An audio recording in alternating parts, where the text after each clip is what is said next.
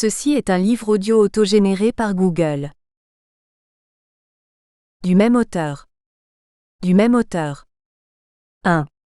Football, la préparation psychologique et Al, Marc Levesque, Paris, édition Amphora 1987. 2. Le football de demain Sousse, édition Dar Al-Maaref, 1997. 3. Au-delà du coaching Sousse, édition Dar Al-Maaref, 2010. 4. Sport et révolution, c'est pour quand, Tunis, édition Nirvana, 2011. 5. Le sport et les sports, autrement Sousse, édition Dar Al-Maaref, 2016. 6. Réinventer l'olympisme, Paris, édition L'Harmattan, 2019. Dédicace. À ma chère femme Hajer. À mes chers enfants Nawel, End, Wided et Mohamed Walid. À mes chers petits-enfants Youssef, Jed, Jude et Noah. À ma belle-fille Shiraz né Belfeki et à mes gendres, Abdallah Merahi et Ramzi Chabar. Remerciements. Si l'enfant n'a pu obéir aux directives de sa période sensible, l'occasion d'une conquête naturelle est perdue à jamais. Maria Montessori. Avant d'entamer l'ouverture de cette construction collective, et de dévoiler son contenu dans les détails à l'intention de mes chers lecteurs, je me dois d'adresser mes vifs et sincères remerciements à ma chère femme Hajer, ma première auditrice à qui je demandais son avis au quotidien sur ma production journalière. Mes remerciements s'adressent également à ma fille Nawel qui, non seulement m'a initiée à l'économie sociale et solidaire, dont elle est experte enseignante, mais aussi d'avoir accepté de collaborer avec moi dans l'édification de cette œuvre bâtie sous la bannière des nouveaux pouvoirs du sport, et dont l'ESS représente l'un des plus importants pivots pour réussir la révolution sociétale. Il me plaît d'adresser en priorité mes remerciements à mon ami, le professeur Marc Levesque, psychologue du sport, qui a eu l'amabilité toujours solidaire de rédiger la préface de ce livre Passeport T, les nouveaux pouvoirs du sport, comme il l'a déjà fait pour le précédent.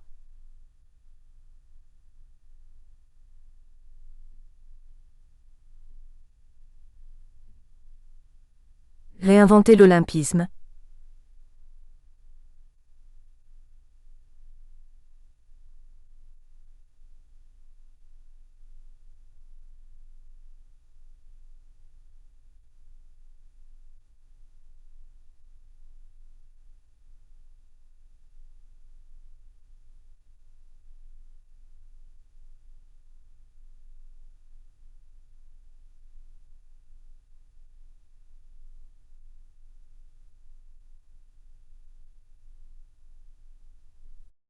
Mes remerciements sont aussi adressés à la centaine d'auteurs créateurs et entrepreneurs, vivants et défunts, connus à travers leurs publications ou anonymes, ayant enrichi la toile digitale, dans laquelle j'ai largement puisé et sans lesquels cette construction ne pouvait nullement voir le jour.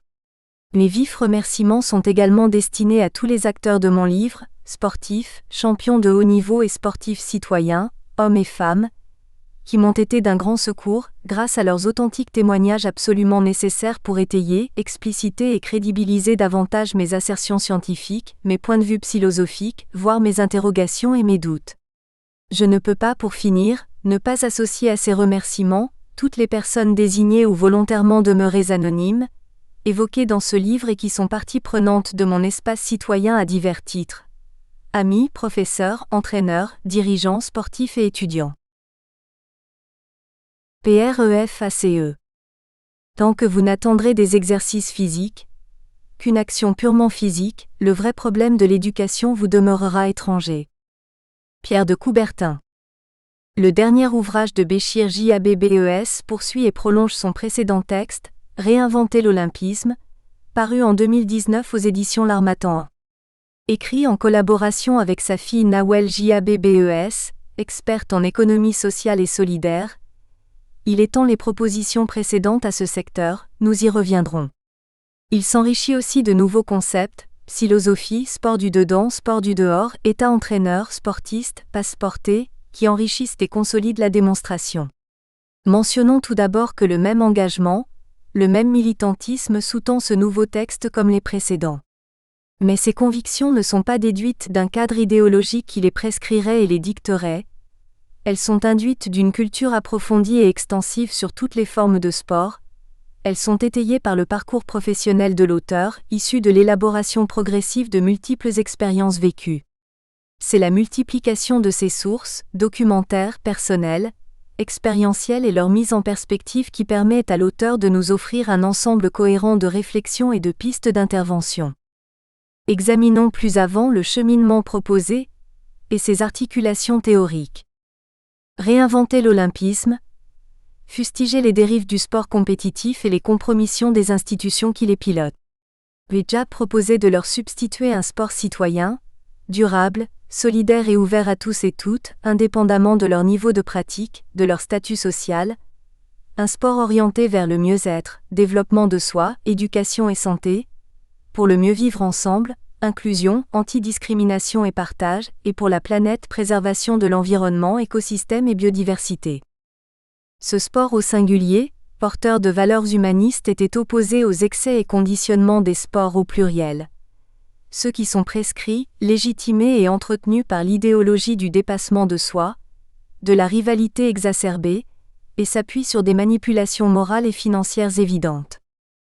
Des Jeux olympiques durables citoyens étaient proposés pour que les sportistes explorent des formes diversifiées de motricité. Le présent ouvrage développe davantage ces orientations, les enrichit au plan théorique de nouveaux concepts et achève une modélisation des apports en un ensemble cohérent et complet. Le sport, celui que Béjab préconise, est positionné comme porteur de pouvoir, comme pivot, comme pierre angulaire d'un processus large de changement social, alors que le sport compétitif nous est toujours présenté comme une niche, un microcosme auto-centré, un îlot en marge de la société et utilisé pour la fasciner, une image fabriquée, porteuse d'identifications infantiles et non matures, idéalisée pour nous éblouir, mais aussi pour nous figer dans notre impuissance. Et si, nous dit l'auteur, les pouvoirs du sport étaient de nous élever, de nous permettre d'accéder à notre accomplissement personnel. Et si le sport pouvait apporter une contribution majeure aux vicissitudes et menaces de notre modernité, sa violence, ses discriminations, ses tragédies. Et si, enfin les grandes problématiques de notre siècle, les inégalités sociales, les discriminations multiples, le changement climatique, pouvaient bénéficier de l'effet salutaire de sa pratique libre et adaptée. Alors le sport pourrait être l'instrument déterminant d'un changement de société, d'une révolution sociétale. Pour mieux comprendre le fonctionnement des acteurs sportifs, l'auteur propose une approche philosophique, soit une science de l'adaptation, qui dépasse les observations disciplinaires habituelles, celles des supports scientifiques traditionnels. En effet, les comportements en sport sont décrits sous l'angle des sciences exactes, physiologie de l'effort, biomécanique du geste. Sous l'angle des compétences techniques, et depuis moins longtemps sous l'empire des facteurs psychologiques, motivation, contrôle cognitif, contrôle des émotions. L'approche philosophique veut s'intéresser à l'adaptation, c'est-à-dire la rencontre d'une dynamique individuelle et d'une situation, entre un sujet et un environnement social et sociétal que chacun interprète selon sa vision du monde. Chaque comportement est ancré, situé, et un décloisonnement du champ théorique permet de mieux saisir la vérité des expériences vécues en lien avec la philosophie de la vie. La distinction entre sport du dedans et sport du dehors structure nombre d'arguments livrés dans le texte. Le sport du dedans serait un sport monolithique, étranglé par sa réglementation, ses objectifs de dépassement, ses codes verrouillés et ses contraintes, ses cérémonies et ses mythes. Organisé et déployé à l'égard du tissu social, il servirait les intérêts politiques et financiers et asservirait ses adeptes, le carcan qu'il met en place suscitant dérives, tricheries, violence de la part des acteurs de toute nature. Nombre d'auteurs, Alain Ehrenberg, Paul Yonnet, Robert Redeker, ont mis en évidence à quel point ce sport de performance oriente nos représentations et nos valeurs vers la recherche de l'excellence, quoi qu'il en coûte, l'appréhension de l'autre comme adversaire, la légitimation de l'opposition agressive, le recours à des stratégies débridées pour se promouvoir. Si loin du jeu et du partenariat dans le jeu. L'éthique sportive est sacrifiée sur l'autel du spectacle, du régionalisme et du nationalisme. Le sport de dehors serait quant à lui, et à l'opposé, porteur de pouvoir et d'effets présentés sous la formule 3S3E, soit pourvoyeur de progrès dans les domaines de la santé, de la solidarité, mais aussi au bénéfice de l'éducation, de l'économie sociale et de l'écologie. Pratiqué librement, il serait modulable, orienté vers le partage et l'inclusion solidaire. L'engagement de Béjab est politique, opposé aux discriminations diverses, au racisme, favorable à l'inclusion solidaire, à la justice, à l'égalité. Il suppose un changement dans les programmes d'enseignement du sport, dans les attitudes des enseignants d'EPS, coachs, managers et entrepreneurs exerçant dans le sport. L'auteur multiplie dans ce livre les exemples, illustrations, références pour convaincre le lecteur. Cet engagement pourra être qualifié d'utopique et de chimérique. Il offre pourtant une alternative salutaire à une évolution délétère du sport contemporain, soumis aux intérêts politiques et financiers. Il nous reste à souhaiter que cet essai parvienne aux gestionnaires et autres responsables sportifs et que ces propositions, éclairées, argumentées, soient suivies des faits. Marc Leveque, psychologue du sport, Université d'Orléans. Introduction. Quand vous aurez compris que le monde qui vous entoure a été construit par des gens qui ne sont pas plus intelligents que vous, et que vous pouvez le transformer, votre vie ne sera plus jamais la même. Steve Jobs. Après avoir publié en 2019, chez l'Harmattan, mon 5e livre intitulé « Réinventer l'Olympisme » pour des JO durables citoyens, je me vois dans l'obligation de persévérer dans la même thématique, une façon de renouveler mon message en rapport avec les concepts de sport citoyen durable et apprenant. Mon nouveau livre intitulé « PASSSPORT » une philosophie du sport. 3 les nouveaux pouvoirs du sport constitue un appel à la responsabilisation des États et des gouvernements qui les représentent, pour une réelle prise de conscience des multiples et riches apports que recèle le sport citoyen, et qui sont facilement profitables au développement du pays. Il suffit de changer simplement de regard à l'égard du sport, tel qu'il est réévalué aujourd'hui par les experts scientifiques, suite aux bénéfices établis au profit de domaines aussi divers que stratégiques pour le développement des pays. Éducation, santé, écologie et économie sociale sur fond de solidarité et de partage, entrepris autrement. En quelques mots, j'essaie d'expliquer que l'ONU et le CIO ont signé un accord en avril 2014, paraphé quasiment par tous les pays avec comme toile de fond un immense malentendu.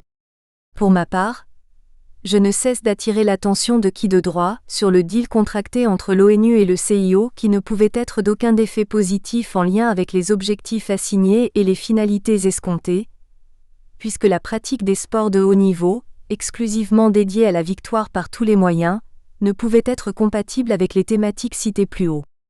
Existe-t-il encore de nos jours une seule recherche sérieuse qui puisse confirmer que les sports de haute compétition sont à même d'améliorer la santé de leurs pratiquants, leur éducation, de les amener à adopter un comportement écologique, et de changer le modèle économique actuel pour qu'il soit plus équitable et plus solidaire? C'est pourquoi je propose de miser sur le sport citoyen, de chacune et chacun, comme levier de changement de notre société en tant que substitut au sport de haut niveau. Pour ce faire, la stratégie de changement passerait obligatoirement par l'école du dehors, qui changerait les mentalités des citoyens afin qu'ils soient les acteurs efficaces du changement de leur quotidien. Seul donc le sport, école du dehors, ses pratiquants réels et potentiels se comptant par milliards, qui peut être d'un grand recours pour changer l'homme qui sera alors capable de changer le monde. Ce livre comporte 4 parties. Changeons le sport pour changer l'homme qui changera le monde d'une façon durable et pérenne selon le programme du 3 Les parties 1 et 2 comportent chacune 4 chapitres. Si la partie 3 compte 6 chapitres, la 4e partie en compte 4. Ces changements seront menés dans un esprit philosophique, mêlant la science psychologique de tout être humain à sa propre philosophie de vie, sur la base du modèle novateur le 3 En commençant par l'école, comme facteur primordial de changement de l'homme et de la société, je dois avouer que nous avons été bernés, individus et sociétés, au cours des années 70 par le mouvement international de l'école moderne, puisque jusqu'à nos jours, la plupart de nos sociétés continuent à croire que l'école moderne a bel et bien supplanté l'école traditionnelle. Malheureusement, il n'en est rien. C'est pourquoi aujourd'hui, Dieu merci, nos intellectuels et nos authentiques experts en matière d'éducation continuent à nous éclairer sur les conséquences psychologiques occasionnées à nos élèves, victimes des incongruités inhérentes au système éducatif actuel, encore considéré moderne par certains et pourtant datant de plus d'un siècle. Dans cet ordre d'idées, il me plaît de recourir à ce qu'écrivait Idriss Aberkane, « L'enfant n'est pas un vase qu'on remplit mais un feu qu'on allume ». Tout est dit, tout est compris. Aussi, je me propose à travers ce livre de convaincre les éducateurs d'abord et les décideurs ensuite, de militer pour une école du dehors, en complémentarité intelligente avec l'école actuelle, celle du dedans. Cependant, dois-je ajouter qu'une école du dehors, sans l'incorporation du sport au quotidien, serait toujours dans son essence, une école du dedans, nonobstant sa pratique en dehors. Cette approche s'opère naturellement en lien avec les valeurs, les bienfaits et les utilités de la pratique sportive citoyenne, l'éducation, l'écologie, l'économie, la santé et la solidarité. C'est mon projet dénommé 3S 3e, en rapport avec ces dimensions qu'il me plaît de vous présenter le long de cet ouvrage, dont chaque partie est introduite par un prologue. La première partie est consacrée à la nécessité d'opérer des changements au niveau des sports de haute compétition, dont les valeurs sont en baisse et les dérives ne cessent d'être en hausse. Les changements à opérer sont en rapport avec la prise en compte de la démocratisation des sports et à leur accessibilité pour la masse des citoyens. C'est pourquoi, dans le 4e chapitre, Le sport autrement, je préconise l'adoption du programme 3S3 et porteur des nouveaux pouvoirs du sport et dont la valeur pivot est l'éducation formatrice en matière d'écologie, d'économie mais aussi de santé et de solidarité, synonyme d'inclusion et de partage. C'est ce sport citoyen qui devrait désormais bénéficier de la même attention que celle réservée au sport de haut niveau, sinon plus, de la part de États-entraîneurs. La deuxième partie a constitué pour moi une occasion de redécouvrir les hommes et les femmes qui, grâce à la pratique sportive, se sont sentis transformés au point de devenir des héros de la pratique sportive, des concepteurs de projets et des organisateurs de compétitions nationales et internationales, voire olympiques et paralympiques. J'ai dû au préalable placer le concept de l'école du dehors, dans le sillage naturel du sport du dehors, en tant qu'activité physique citoyenne. J'ai pu néanmoins décrypter dans les sports du dedans que sont les sports de haut niveau, une dimension psychologique, mentale, sociale et solidaire très intéressante en lien avec le supporterisme sportif. Dans cette deuxième partie, il est question du changement de l'homme par le sport pour qu'il puisse à son tour contribuer au changement de son milieu et de sa société. C'est pourquoi j'ai accordé une attention particulière au self-help par le sport qui permettra de remporter des victoires, certes sur soi-même, mais aussi sur les discriminations de tous ordres, tout en défendant les hautes valeurs morales et éthiques dans la société comme dans le sport. Dans la troisième partie, il était évident selon ma philosophie, que le levier du développement de l'économie sociale et solidaire ne pouvait être que le sport citoyen dont les valeurs telles que le dépassement de soi, la coopération et la solidarité en cas de transfert seraient d'un grand apport pour les compétences et les performances entrepreneuriales. Dans la foulée, j'ai jugé intéressant de mentionner les structures internationales et les organismes mondiaux sans lesquels la pratique sportive n'aurait jamais atteint le niveau qui est le sien, au demeurant, encore insuffisant. Ce sont ces hommes et ces structures souvent méconnus, qui sont à l'origine du développement du sport au singulier et des sports au pluriel, et qui continuent à veiller sur leur rayonnement, transformation et pérennité. Dans cette partie, il est question de développer les multiples dimensions de notre programme de changement de la société par le sport. L'éducation et la santé d'abord, tout en insistant davantage sur les nouveaux pouvoirs et missions qui lui furent attribués par la communauté internationale, l'écologie, l'économie sociale et les solidarités. Dans la quatrième partie, j'ai tenté une roulade intellectuelle en conditionnant le changement du monde par le changement certes des mentalités, mais plus concrètement, par la modification des structures socio-économiques à travers la généralisation de ce qui est appelé aujourd'hui le troisième secteur ou l'économie sociale et solidaire. Je me suis posé la question: dans quelle proportion l'État-entraîneur réussira-t-il dans sa mission de lutte contre les inégalités et les discriminations? Comment va-t-il opérer pour concrétiser les programmes de développement du pays et les mettre en œuvre? Dans le contexte actuel, plombé par les conséquences de la pandémie du Covid-19, occasionnant à travers le monde une récession économique sans précédent reflétée par des millions de décès et autant d'entreprises fermées, l'État-entraîneur a vu juste en optant pour l'obligation vaccinale, afin de réduire un tant soit peu cette hécatombe. Dans ce livre, je préconise une approche plus globale que celle consistant à éradiquer le Covid-19, et ce, par l'instauration du programme 3S3E susceptible de sauver l'humanité des terribles conséquences du réchauffement climatique, de mettre fin à l'extrême pauvreté, aux inégalités socio-économiques et aux diverses discriminations. Le programme 3S troisième, en réussissant à concrétiser les objectifs du développement durable, là où la communauté internationale n'a pu le faire par des moyens classiques inefficaces, il constituerait aussi une véritable révolution sociétale, dont l'aboutissement réussi serait la détention du passeport T, preuve et symbole à travers le sport, de la contribution citoyenne à l'œuvre commune du développement national et international. Première partie, changeons le sport. La folie, c'est de faire la même chose encore et encore en espérant des résultats différents. Albert Einstein. Prologue, mais pourquoi changer le sport ? 1. Approche philosophique du changement du sport. 2. Au commencement fut le jeu. 3. Les sports du dedans dérivent en hausse et valeurs en baisse.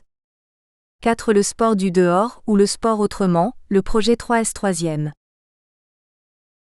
Prologue, mais pourquoi changer le sport ? Qu'est-ce qui a mené des personnages aussi illustres que Bourguiba, Mandela, Alice Mia, Massalia, Boniface, et bien d'autres dans ce monde ici-bas à penser au changement du sport actuel assorti de propositions et de conseils pour réussir cette mutation ? Le plus célèbre d'entre eux, c'est Nelson Mandela qui a préconisé le changement du sport en tant que moyen d'éducation pour changer le monde. À vrai dire, ils sont nombreux les sportifs, éducateurs, pédagogues, psychologues, philosophes et psilosophes qui ont abordé la question du changement du sport dans sa philosophie et ses objectifs et dans tout ce qui peut favoriser l'évolution de sa pratique.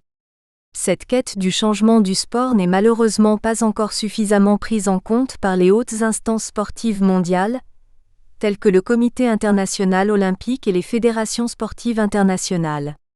Face à une situation sportive qui se dégrade d'une compétition à l'autre, en termes de racisme, violence, sexisme et toute autre discrimination aussi contraire aux valeurs humaines les unes que les autres, les héros du changement ne cessent d'alerter les pouvoirs sportifs internationaux, mais toujours en vain. Tout citoyen lambda ne peut que constater l'incohérence criarde entre les valeurs supposées être véhiculées par le sport et les gravissimes manquements et infractions survenus à chaque compétition sportive, footballistique en particulier. Comment donc expliquer le fait que ces violations de la charte sportive durent et perdurent, toujours plus inquiétantes les unes que les autres, et ce, malgré les sanctions prises par les instances sportives concernées ? La seule alternative qui subsiste aujourd'hui, et après avoir échoué dans la réhabilitation de l'esprit sportif, du jeu propre, il ne reste plus qu'à promouvoir le sport citoyen, encore vigilant et protecteur de ses valeurs humaines. C'est aujourd'hui la seule pratique, encore apte à propager ces valeurs auprès de ces milliards de pratiquants, dans un esprit d'échange et de concorde entre toutes et tous. Pour être plus explicite, je ne peux que douter de la fiabilité de l'accord conclu entre l'ONU et le CIO engageant les sports olympiques, comme moyen de faire face au réchauffement climatique et à la préservation de l'environnement. D'ailleurs, ce choix s'est avéré totalement inadéquat et inapproprié.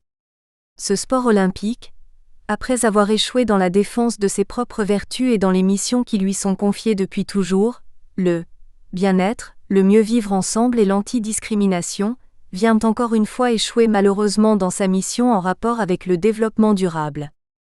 Aussi, je me propose de développer dans cette première partie au niveau du premier chapitre, la philosophie du sport et des sports en tant qu'une double approche de la science psychologique et de la philosophie de vie.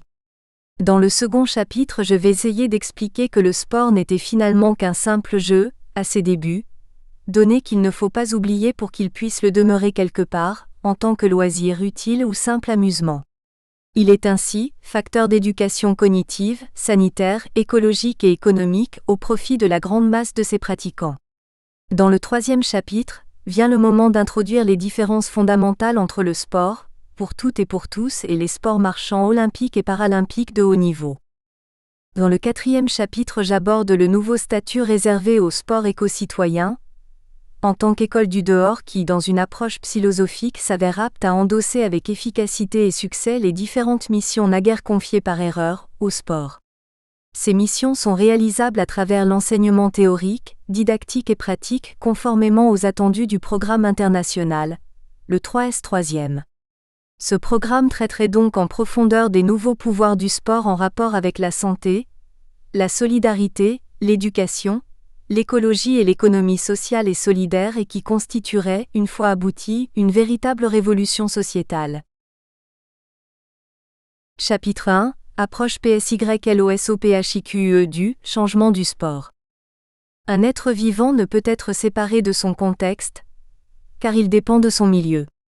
Mieux connaître l'être humain nécessite de relier sciences humaines et biologie, et même cosmologie. Edgar Morin. 1. Lecture philosophique du sport, incohérence entre la parole et l'action, l'ONU et le CIO.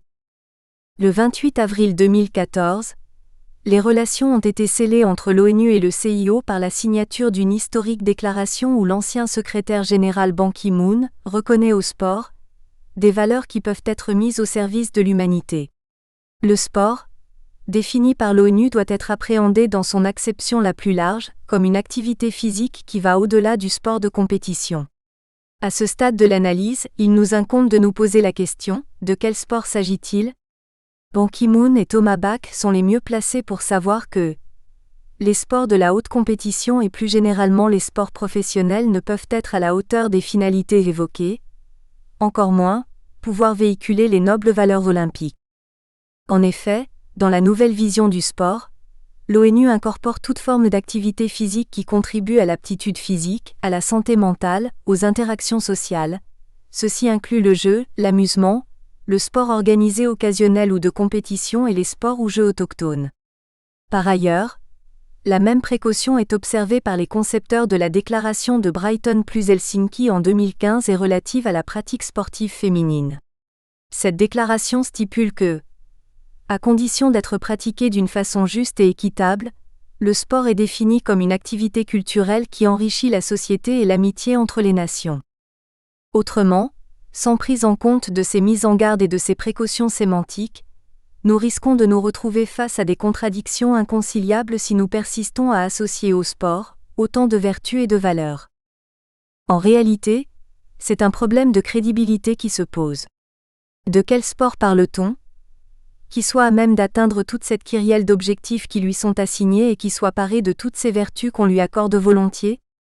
Comment pouvons-nous occulter toutes les graves dérives et autres fléaux qui ne cessent de miner le sport de haut niveau, et continuer à le draper de tant de vertus et de bienfaits, allant jusqu'à le considérer comme un réel facteur de développement ?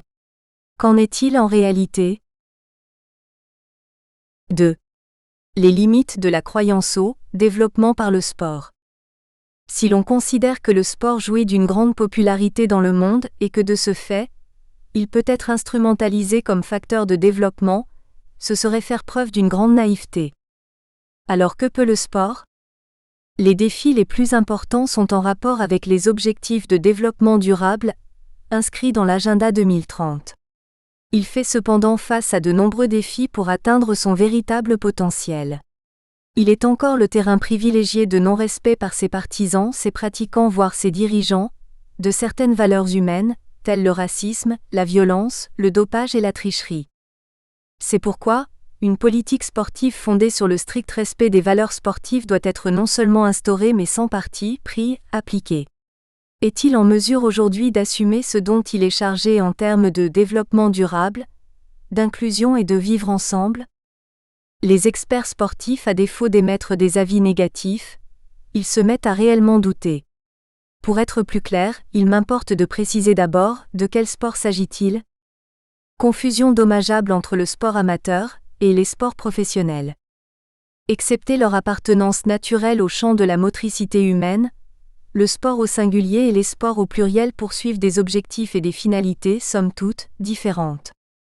Si les sports se déclinent sous différentes catégorisations, sport collectif, sport duel et sport individuel, sport de salle et sport de plein air, le sport quant à lui s'offre aux pratiquants dans la rue, libre pratique, à l'école et au lycée, sport scolaire, à l'université, sport universitaire, au travail, sport et travail et en association, sport pour tous. L'erreur fatale commise par les théoriciens et les décideurs a consisté à laisser glisser le sport en tant qu'activité physique et sportive vers le monde des sports et de ses dérives structurelles. Le sport en s'apparentant au sport voire en se laissant confondre avec eux, en marchant sur leurs traces, a quasiment fini par se laisser délester de ses propres valeurs. Heureusement, pas totalement et pas définitivement. Parce que la confusion subsiste encore entre sport et sport, les différentes organisations internationales qui, sous l'égide de l'ONU et du CIO, ayant signé solennellement charte et agenda, n'ont pas réussi à atteindre les objectifs pour lesquels ils étaient missionnés: santé, education, inclusion, anti-discrimination, préservation de l'environnement et réduction de l'empreinte carbone. Les raisons de cet échec dans la réalisation des objectifs du millénaire, OMD. Les sports, objets d'identification de masse, leurs supporters et leurs dirigeants qui ne jurent que par la victoire sur l'autre, sur les autres, ne sont initiés, formés, voire formatés que pour cet objectif. Ils sont tous obnubilés par le principe égoïste du Sisyphus, Altius, Fortius. Par contre, le sport dont les pratiquants réels et potentiels se comptent dans le monde par milliards, de 4 à 84 ans, pauvres financièrement et ignorés médiatiquement, a réussi à se faire reconnaître par la communauté internationale comme le potentiel sauveur de l'humanité et de la planète. Changeons le sport pour changer le monde, disait en son temps feu Nelson Mandela. 3. Les motivations d'un changement du sport, de la philosophie du sport. Dans ce présent ouvrage, j'ai tenu à démystifier le savoir scientifique psychologique introduit dans la bulle sportive et qui, ne tenant compte d'aucune spécificité du monde sportif, se voit à juste titre non pris en considération par les pratiquants, leurs entraîneurs et leurs dirigeants, ou tout au moins marginalisé. Parce que les politiciens et les financiers ont été les premiers à comprendre ce que peuvent apporter les victoires sportives à leurs pays respectifs, mais surtout à eux-mêmes, ils en ont fait leur cheval de bataille. Alors, presque toutes les innovations législatives ainsi que les modifications des règles du jeu ont porté le sceau de ces intervenants, sponsors et bailleurs de fonds. Leur principal credo ne peut être autre que la recherche de la victoire à tout prix. C'est aussi pourquoi il a été fait appel comme moyen de préparation du sportif, aux sciences du sport certes, mais aussi à des savoirs, des techniques, recettes et produits de moins en moins fiables éthiquement selon les régimes politiques en place et la provenance des finances investies dans le domaine. Entraîneurs, préparateurs mentaux, psychologues du sport et psychologues sportifs, tous, sous l'appellation de coach, se débrouillent chacun à sa façon pour réussir dans sa mission. Remporter la victoire par athlète ou équipe interposée. Le résultat des courses, ce sont une douzaine de pays qui ont remporté les 75% des médailles mises en jeu depuis les premiers JO d'Athènes en 1896 jusqu'au dernier, organisé à Pékin en 2021. Ces pays ne sont autres que ceux considérés comme étant les plus développés de la planète. En un mot, ils sont sur le plan sportif les meilleurs élèves de Pierre de Coubertin. Comment expliquer cette mainmise d'une minorité de pays sur le butin des JO, et ce depuis plus d'un siècle?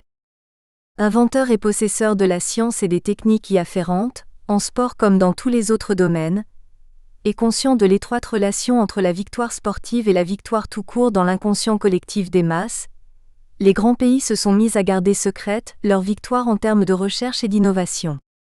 La conséquence que certains ne voudraient pas connaître ou reconnaître, c'est que tout ce que nous croyons savoir de scientifique sur le sport, en lien avec les sciences humaines et la psychologie, ne représente que le socle du savoir scientifique commun à tout enseignement universitaire à travers la planète. Il n'est donc quasiment d'aucune utilité exclusive ni pour l'athlète dans la réalisation de ses performances, encore moins pour l'essor de la science en rapport avec le sport. En effet, les articles à visée scientifique sur le sport, les recherches effectuées, les livres publiés ne font que se répéter, voire se recopier dans des langues différentes, brassant des thématiques aussi anciennes que la psychologie et le sport. Est-il meilleure preuve que la soumission de toute publication dans une revue indexée à un paiement d'une somme plus ou moins importante et ce, nonobstant la réelle qualité de l'article à publier? Par contre, les véritables trouvailles sur lesquelles se sont penchés les grands chercheurs qui font avancer la science, demeurent gardées secrètes pour n'être exploitées qu'au profit des sportifs du pays d'origine. C'est aussi pourquoi nous assistions au duel des grands de ce monde par le biais du sport, entre le camp occidental et le camp communiste, dès la fin des années 60. Mexico 1968 et le défi scientifique face à l'altitude, Munich 1972 et le terrorisme, Moscou 1980, Montréal 1984, et la politisation des sports à travers les boycotts réciproques des Jeux. Ne sommes-nous pas face à des manœuvres équivalentes à l'occasion de l'épidémie du Covid-19 ? Quand les pays développés du Nord, possesseurs de la technologie du vaccin, rechignent à libéraliser ce savoir pour que les pays du Sud puissent en disposer au profit de leur population démunie ? Il a fallu l'énergique intervention de l'OMS pour qu'un semblant d'accord à minima avec ces puissants pays permette l'acheminement d'un quota de vaccins vers les pays en développement. Raymond Thomas dans sa présentation du livre « Les athlètes à problème. Relation entraîneur-entraîné » explique l'état de seconde zone de la psychologie du sport en France par la mainmise de la médecine du sport, qui a, écrit-il, laissé peu de place aux psychologues et a eu tendance à monopoliser la recherche scientifique. À titre d'illustration, il cite l'arrêt du 12 juin 1979 qui institue en France un Conseil national de la médecine du sport.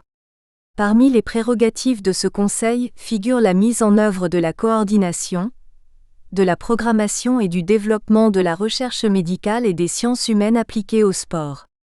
Or, dans le dit conseil ne figure aucun psychologue ni aucun spécialiste des sciences humaines, mais seulement des médecins et quelques représentants de l'administration et du mouvement sportif. Un autre exemple de cette tutelle, ajoute-t-il, nous est fourni par l'appel d'offres 1981 émanant de la Délégation générale à la recherche scientifique et technique, DGRST. Cet organisme octroie des crédits de recherche.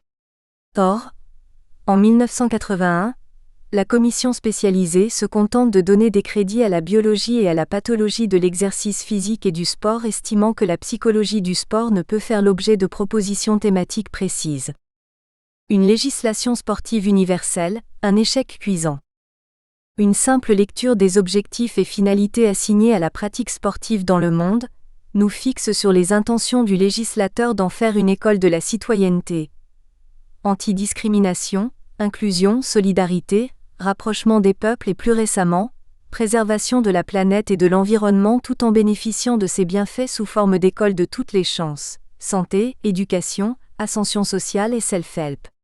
Cette lecture philosophique, mise à l'épreuve du terrain, s'avère malheureusement obsolète et non conforme à la réalité, tout simplement parce que le législateur, l'ONU, ses organismes et ses organisations internationales, le CIO, ses CNO et ses fédérations, MINEPS et ses ministères des sports à travers le monde, ont tous confondu sport et sport.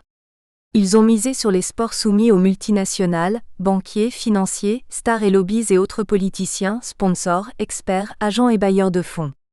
Cet échec a été reconnu un certain 2 août 2015, lorsqu'avec une participation sans précédent, tous les gouvernements ont approuvé l'adoption des 17 objectifs du développement durable, ODD 2030.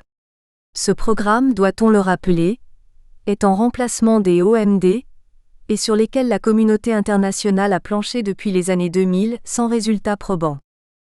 N'est-il pas clair que seule la lecture de la réalité, en termes de philosophie de vie qui a été prise en compte dans la décision des camps belligérants au détriment de leurs ressentis et valeurs psychologiques et morales ?